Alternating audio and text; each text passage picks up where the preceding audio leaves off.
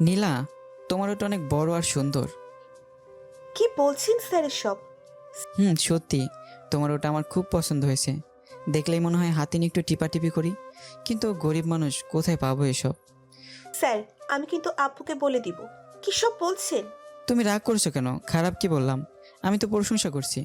কালো হলেও খারাপ না। তোমারটা অনেক বড় আর সুন্দর আছে, যদিও আমার সাদা রঙেরগুলো ভালো লাগে। স্যার, আপনি এত বাজে সেটা জানতাম না। নিজের ছাত্রীকে নিয়ে এসব বলতে লজ্জা করে না? এ মা, তোমাকে নিয়ে বাজে কথা কখন বললাম? এই যে বললেন আমার ওটা বড়, দেখলেই আপনার টিপতে। ছি স্যার, ছি। তুমি ভুল বুঝতেছো, আমি তোমার মোবাইলের কথা বলেছি। সরি স্যার, আমি বুঝিনি আপনি মোবাইলের কথা বলছেন। এরপর আর কখনো ওই মেয়েকে পড়াতে যাইনি। এত বড় ঘটনার পরে সামনে যাওয়ার মতো ক্ষমতা আমার ছিল না। এখন নতুন আর একজনকে পড়াই। চলুন তার গল্প শোনাই। নাদিয়া আমার ছাত্রী। আজকে পড়ানোর সময় দেখি তার বইয়ের ভাঁজে রঙিন একটা চিরকুটে লেখা, বড্ড বেশি ভালোবাসি স্যার, বড্ড বেশি ভালোবাসি স্যার। আমি তো রীতিমতো অবাক, চরম পর্যায়ে। তবে এমন কিছু একটা আগেই ভেবেছিলাম। কিছুদিন ধরে নাদিয়ার আচরণে একটু অস্বাভাবিক মনে হতো। চিরকুটটা নিজের কাছে রেখে স্বাভাবিকভাবেই পড়ানো শেষ করলাম। তারপর নির্দিষ্ট সময় শেষে যখন ও রুম থেকে বেরোচ্ছিলাম, তখন নাদিয়া বলল, স্যার কিছু বললেন না? কোন বিষয়? আপনাকে যে চিরকুট দিলাম। সেখানে তো কোনো উত্তর দেওয়ার মতো কিছু পেলাম না। তুমি তোমার নিজের কিছু কথা লিখে দিয়েছো। সবসময় সব জিনিসের উত্তর হয় না। কিন্তু আমার তো উত্তর চাই। অপেক্ষা করো, পেয়ে যাবে। আমি এর কথা না বাড়িয়ে বাসা থেকে বেরিয়ে পড়লাম। এটাই হয়তো আমার শেষ যাওয়া। আর এ বাড়িতে পা রাখা যাবে না। সদ্য বেড়ে ওঠে নাদিয়াকে আচরণ প্রশ্রয় দেওয়া যাবে না। নাদিয়ার বাসা থেকে বেরিয়ে আমি সরাসরি আঙ্কেলের অফিসে চলে গেলাম। আঙ্কেল আমাকে দেখে খানিকটা অবাক হয়েছে নিশ্চয়ই, কেননা এখনও মাস শেষ হয়নি। মাস শেষে টিউশনের বেতনটা আঙ্কেলের অফিসে এসে আমাকে নিতে হয়। প্রতি মাসের 1 তারিখে টিউশনি শেষ করে অফিসে যাওয়ার নিয়ম সেই শুরু থেকেই। কি ব্যাপার রাফসান, কেমন আছো? আলহামদুলিল্লাহ আঙ্কেল, আপনি কেমন আছেন? এই তো চলছে। আমি একটা কথা বলতে এসেছি আঙ্কেল। বলো। আমি নাদিয়াকে আর পড়াতে পারবো না, তাই এর জন্য নতুন শিক্ষক রাখার ব্যবস্থা করেন। চাকরি হয়ে গেছে? না আঙ্কেল, অন্য কারণ। আমাকে বলা যাবে? আঙ্কেল, নাদিয়া আমাকে প্রপোজ করেছে। সে হয়তো আমাকে পছন্দ করে ফেলেছে, তাই আমি চাই না এটার সামনে বাড়ুক। বুঝলাম। আমাকে ভুল বুঝবেন না, আমি চাই নাদিয়া অনেক বড় হোক। নাদিয়া বেশ মেধাবী, আর তার মতো ছাত্রী আমি কখনো পাইনি। তাই তার সেই মেধাবী আমি প্রেমের ফাঁদে ফেলতে চাই না। তুমি তার থেকে আলাদা হলে সে কি স্বাভাবিক থাকবে বলে মনে হয়? নাদিয়া সবেমাত্র ইন্টারমিডিয়েটে পড়ে। এটা তার ভুল করার সময়। আপনি আজকে বাসায় গিয়ে তাকে যথেষ্ট বোঝাবেন, তাকে আমার কথা বলবেন। কি বলবো? বলবেন যে আমি বলেছি তাকে ভালো করে পড়াশোনা করতে হবে। ইন্টারমিডিয়েট পাশ করে দেশের ভালো কোনো ভার্সিটিতে তাকে ভর্তি হতে হবে। যদি সে পারে, তাহলে একদিন আমি তার সামনে আসব। তার সফলতা একদিন আমাকে তার কাছে নিয়ে আসবে। সত্যি সত্যি যদি সে অপেক্ষা করে? করবে না। সময়ের সঙ্গে সঙ্গে সমাজ, মানুষ, প্রকৃতি সব কিছু বদলে যায়। 2-1 বছর গেলে সে এমনিতে আমাকে ভুলে যাবে। ঠিক আছে, আমি তাই বলবো। আজকে থেকে আপনি একটু বেশি সময় দেবেন তাকে। তবে আমাকে প্রপোজ করার জন্য তাকে মোটেই বকাবকি করার দরকার নেই। তাকে ভালোবাসা দিয়ে বোঝাবেন, সে বুঝতে পারবে। চা খাবে? না আঙ্কেল। একটা প্রশ্ন করি। জি আঙ্কেল, করেন। নাদিয়া আমার একমাত্র সন্তান, যথেষ্ট মেধাবী শিক্ষার্থী, সেটা তুমি নিজেই স্বীকার করেছো। হ্যাঁ, সত্যি বলছি। সৌন্দর্যের দিক থেকেও নাদিয়া কিন্তু কোনো অংশে কম নাই, তাই না রাফসান? জি, এটাই সত্যি। নাদিয়া অনেক সুন্দরী। একটা মেয়ের এতগুলো ভালো দিক থাকার পরও সে নিজে থেকে তোমাকে প্রপোজ করেছে, কিন্তু তুমি তাকে গ্রহণ না করে রিজেক্ট করে কেন এড়িয়ে যেতে চাইছো? নাদিয়াকে তোমার পছন্দ হয় না, তাই না? আঙ্কেল, আমি একটা মেয়েকে ভালোবাসি, অনেক বেশি। সেই ভালোবাসা, অনেক বেশি সেই ভালোবাসা। তাই আমার কাছে পৃথিবীতে সে ছাড়া আর কাউকে ভালোবাসা সম্ভব নয়। সে মেয়ে কি করে? পড়াশোনা? আমার সে 1 বছরের জুনিয়র ছিল। গত 3 মাস আগে তার বিয়ে হয়ে গেছে। মানে? জি, পরিবার থেকে ভালো পাত্র পেয়ে তাকে বিয়ে দিয়েছে। চাইলে পালিয়ে বিয়ে করতে পারতাম, কিন্তু সে আমি দুজনেই কেউ সেটা করতে চাইনি। মাঝে মাঝে অফিসে এসো, দেখা করে যেও। কথা দিতে পারছি না, তবে আপনার দাওয়াত আমার স্মরণ থাকবে। এটা আঙ্কেলের সঙ্গে আমার শেষ দেখা। রাত 10টার মতো বেজে গেল, তবুও মেসে ফিরতে যেতে ইচ্ছে করছে না। 2 মাসের ভাড়া বাকি আছে। গত মাসে যেদিন আঙ্কেলের অফিস থেকে টাকা নিয়ে বের হলাম, তার ঠিক 3-4 ঘন্টার মধ্যে পকেট ফাঁকা করে রাজধানীর কোনো এক পকেটমার তার পকেট ভারী করেছে। আজকে দুপুরে ম্যাচ থেকে বের হবার সময় ম্যাচের ম্যানেজার কড়া কথা শুনিয়ে দিয়েছে, দরকার হলে মোবাইল বিক্রি করে দিও, তারপর যেন বাসা ভাড়া দিয়ে দিই এমন কথা বলেছে। অনিচ্ছা সত্ত্বেও ক্লাস করে 10:30টার দিকে ম্যাচে ফিরে গেলাম। আমার একমাত্র রুমমেট সাদ্দাম অনার্স দ্বিতীয় বর্ষের ছাত্র। ঘরে ঢুকে বিছানায় শুয়ে পড়লাম। পোশাক পাল্টাতে ইচ্ছে করছে না। একটু পরে সাদ্দাম বলল, সন্ধ্যা থেকে কই ছিলেন রাফসান ভাই? আর মোবাইল বন্ধ কেন? আফরিন আপু এসেছিল। আমি চমকে উঠলাম। এরপরে আফরিনের সঙ্গে আর যোগাযোগ হয়নি আমার। আজকে হঠাৎ করে মেসেজ চলে এসেছে। ঘটনা কি? কখন এসেছিল? বিকেলে এসেছিল, ঘন্টা 2 অপেক্ষা করে চলে গেছে। ও, আপনার 2 মাসের বাসা ভাড়া দিয়ে গেছে, আর একটা চিঠি রেখে গেছে। চিঠিটা আপনার টেবিলে আরণ্যক উপন্যাসের মধ্যে আছে। আচ্ছা ঠিক আছে। ক্লান্ত শরীরে সেভাবেই ঘুমিয়ে গেছিলাম। রাত 3টার দিকে হঠাৎ ঘুম ভেঙে গেল। সাদ্দাম বই পড়ছে এখনো। এই ছেলেটা অনেক মেধাবী, ঠিক নাদিয়ার মতো বলা যায়। নাদিয়া যে কোনো পড়া সহজে আয়ত্তে করতে পারে, আর সবসময় সে নতুন করে প্রশ্নের উত্তর সাজিয়ে বের করে। এতে করে শিক্ষকদের দৃষ্টি আকর্ষণ বেশি হবে বলে আমার ধারণা। মাথা নাড়া দিলাম। মাথার মধ্যে নাদিয়া ঘুরঘুর করতে শুরু করেছে।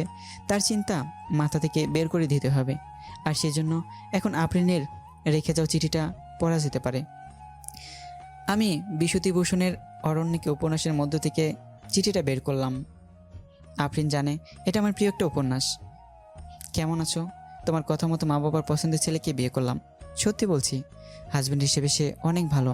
আমি তোমার সঙ্গে কাউকে তুলনা করতে চাই না, তাই করলাম না। না হলে সব দিক দিয়ে সে প্রায় তোমার মতোই। চলে যাবে ইউরোপের কোন এক উন্নত ব্যস্ত শহরে।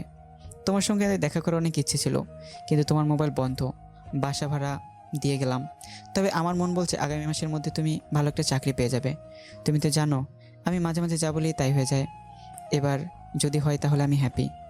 ভালো থাকার চেষ্টা করবে। কত বছর পরে আর দেশে ফিরবো জানি না, তবে বাংলাদেশে ফিরে আমি তোমার সাথে দেখা করার চেষ্টা করব। আশা করি সব ধরনের যোগাযোগ বন্ধ করবে না, আফরিন। তারপর ভাঁজ করে সেভাবেই রেখে রুম থেকে বের হলাম। রাতে কিছু খাওয়া হয়নি, তাই ক্ষুধাটা বড্ড জ্বালাতন শুরু করেছে।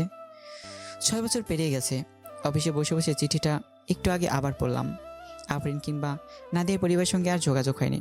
অবশ্য ঢাকা শহর ছেড়ে আমি সেই সময়ই চট্টগ্রামে চলে এসেছিলাম। এরপর আর কোনোদিন ঢাকা শহরে যাইনি, তাই কারোর সঙ্গে যোগাযোগ হওয়ার সুযোগও ছিল না। ব্যবহৃত সিম আর ফেসবুকের আইডি সব কিছু শেষ করে দিয়ে নতুন জগৎ শুরু করলাম। এখনও ব্যাচেলর বাসা ভাড়া নিয়ে থাকি। বাসায় সকালবেলা অফিসে নাস্তা করি, দুপুর অফিস থেকে লাঞ্চ করা হয়, আর রাতে হালকা কিছু খাওয়া। এই তো জীবন। সপ্তাহখানি পরের ঘটনা। অফিস স্টাফদের নিয়ে কক্সবাজার থেকে ঘুরে এলাম গতকাল। চট্টগ্রাম থেকে খুব কাছেই। বৃহস্পতিবার রাতে গিয়ে আবার শুক্রবার রাতে ফিরে এসেছি। তারপরে গতকাল শনিবার ফিরে আজ রোববার। রিসেপশন থেকে কল দিয়ে বলল আমার সঙ্গে একটা মেয়ে দেখা করতে এসছে। নাম জিজ্ঞেস করতেই সে বলল মেয়েটার নাম নাদিয়া। আমি চমকে গেলাম। সরাসরি নিজে ওয়েটিং রুমের মধ্যে গিয়ে দেখি সোফায় কালো শাড়ি পরে বসে আছে এক তরুণী। মেয়েটা সেই নাদিয়া। এটা চিনতে একটু ভুল হলো না। আমাকে দেখে সে নিজেও তাকিয়ে আছে। আমি নাদিয়াকে নিয়ে অফিস থেকে বের হলাম। আগ্রাবাদের কাছে একটা পার্ক আছে, সেখানে চলে গেলাম দুজনেই। এর মধ্যে আমাদের কোনো কথা হলো না। পার্কে গিয়ে আমি প্রথম জিজ্ঞেস করলাম, বাদাম খাবে? হুম, কেমন আছো তুমি? ভালো। আপনি কেমন আছেন স্যার? আমিও ভালো আছি। এতদিন পরে কিভাবে খুঁজে পেলে আমাকে সরাসরি অফিসে? আপনি কি বিরক্ত হয়েছেন? না, তবে অবাক হয়েছি। আমি ধরে নিয়েছি আমাদের আর কোনোদিন দেখা হবে না। আঙ্কেল আন্টি কেমন আছেন? তারাও ভালো আছে। কিভাবে জানলে আমি এই অফিসে চাকরি করি? আপনারা দুদিন আগে কক্সবাজার গিয়েছেন, তাই না? হ্যাঁ। আপনারা যে গ্রুপের সঙ্গে গেছেন, সেই গ্রুপের সঙ্গে আমি বেশ কয়েকবার ভ্রমণ করেছি। সাজেক, বান্দরবন, রাঙামাটি, এমনকি কক্সবাজারও। তাই ওই গ্রুপের সঙ্গে আমার অ্যাড আছে। কক্সবাজারে তোলা আপনাদের সবার কিছু গ্রুপ পিকচার সেই গ্রুপের মধ্যেই আপলোড করা হয়েছে। আমি প্রথমে সেখানেই দেখেছি আপনাকে। এই বছরে খুব বেশি পরিবর্তন হয়নি আপনার। বুঝলাম। ওদের সঙ্গে অনেকবার ভ্রমণ করার কারণে তাদের সঙ্গে হালকা কথাবার্তা পরিচয় ছিল আমার, তাই সেখানে জিজ্ঞেস করলাম। তারপর তারা বলল আপনারা একই অফিসের কিছু স্টাফ। এত কষ্ট করে খোঁজার কি দরকার ছিল? নাদিয়া এবার আমার চোখের দিকে তাকিয়ে রইল বেশ কিছুক্ষণ। তারপর বলল, দরকার নেই, তাই না স্যার? না মানে, এতদিন তোমার বিয়ে সংসার সব হবার কথা। পরিবার থেকে নিশ্চয়ই ভালো কোনো ছেলে দেখে বিয়ে দিয়েছে। যেখানে পরিবার নেই সেখানে আমার বিয়ে? মানে? আপনি চলে আসার পরে 3 মাসের মধ্যে মা বাবার ডিভোর্স হয়ে যায়। দোষটা সম্পূর্ণ বাবাই করেছেন, সেই কারণে মাও তাড়াহুড়ো করে আলাদা হবার সিদ্ধান্ত নেয়। অবিশ্বাস। ডিভোর্সের পরে আমি বাবার সঙ্গেই ছিলাম, আর মা চলে গেল মামার বাসায়। এরপর হুট করে বাবা আবার বিয়ে করে নিলেন। আমি আর সেই বাসায় থাকার মতো স্বস্তি পাচ্ছিলাম না। মামার বাসায় যাবারও কোনো ইচ্ছে ছিল না, তাই এক প্রকার বাধ্য হয়ে মেসে উঠতে হলো। তারপর? চিন্তা করতে পারেন, মা বাবা সবাই আছে, কিন্তু আমি কাউকেই পাইনি। বাবা মাসে মাসে টাকা দিতেন, তবে আমিও এর মধ্যে টিউশনি খুঁজতে শুরু করি। তখন কি ইন্টারমিডিয়েট পরীক্ষা শেষ? হ্যাঁ, ভার্সিটিতে অ্যাডমিশন নেব এরকম মুহূর্ত। চান্স পেলে কোথায়? ইডেন মহিলা কলেজ। আন্টি এখন কোথায়? মাও বিয়ে করে নিয়েছে, কি করবে বলেন? এত কিছু হয়ে গেল? সদ্য ভার্সিটিতে ওঠা একটা মেয়ের মা বাবার ডিভোর্স হয়ে যায়, তারপর তারা দুজনেই যদি আলাদা আলাদা বিয়ে করে, তাহলে সেই মেয়ের মানসিক অবস্থাটা কেমন হতে পারে স্যার? আমি এমনটা আশা করিনি। এরপর থেকেই সবসময় ঘোরাফেরা করতাম, সুযোগ পেলেই যে কোনো গ্রুপের সাথে ট্যুর দিতাম। নতুন সংসারে গিয়ে মা নিজেও আমায় টাকা দিতেন, আর বাবা তো আগে থেকেই দিত, তাই আর টিউশনি করতে হতো না তখন। একসময় যে নাদিয়াকে আপনি পড়াতেন, সেই নাদিয়া নিজেও বেশ কিছুদিন টিউশনি করিয়েছে। পড়াশোনা তো এখনো শেষ হয়নি। না, আপনি চলে এসেছেন 6 বছর হয়ে গেছে। বছরখানেক চলে গেছে এইচএসসি পাশ করতে, আর বাকি 5 বছর ভার্সিটিতে। নতুন করে কাউকে ভালো লাগেনি? একজনকেই ভালো করে ভালোবাসতে পারলাম না, সেখানে আবার আরেকজন। আমি একজনকে ভালোবাসতাম জানো।